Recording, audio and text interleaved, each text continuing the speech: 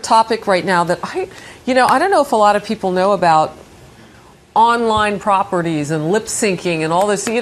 For a lot of fun, people are doing these things on YouTube where they'll take somebody who's already put together music or whatever the property is.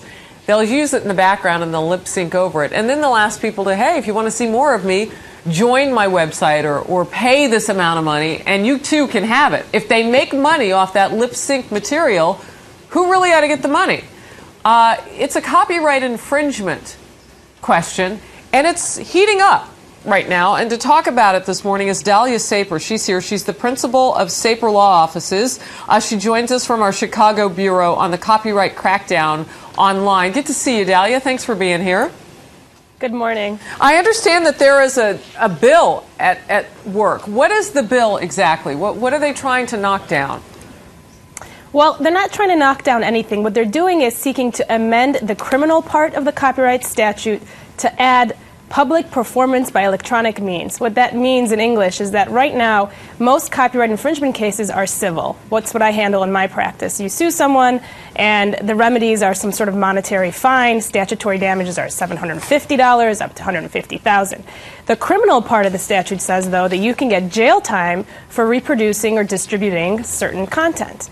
But the statute is silent on this new digital reproduction. And so what they're trying to do is add performance so that those lip-syncers, or people who are taking other people's songs and performing them online, could now face criminal liability, including up to 5 years of prison time.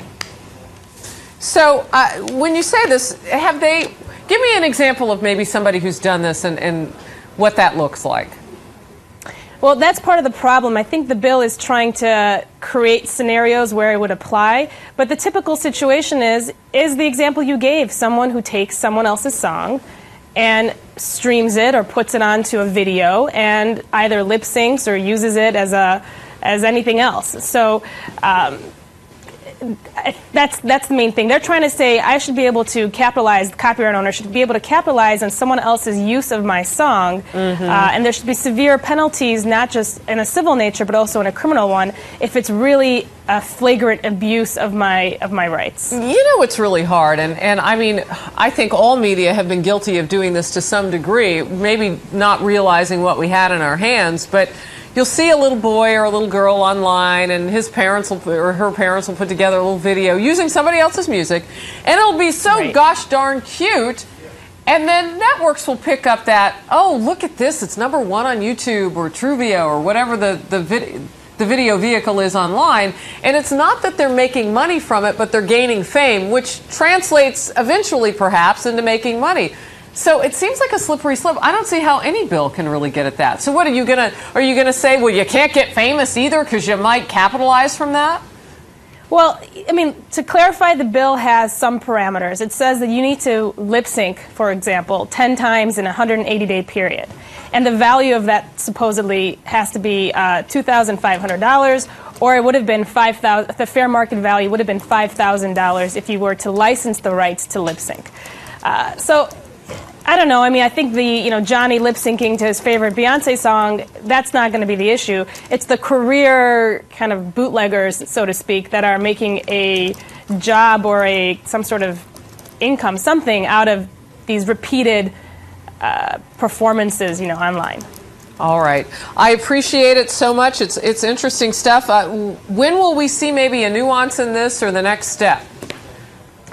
I have no idea. I think that I commend our legislators for trying to keep up with the times and amending a law to reflect the digital age, so to speak.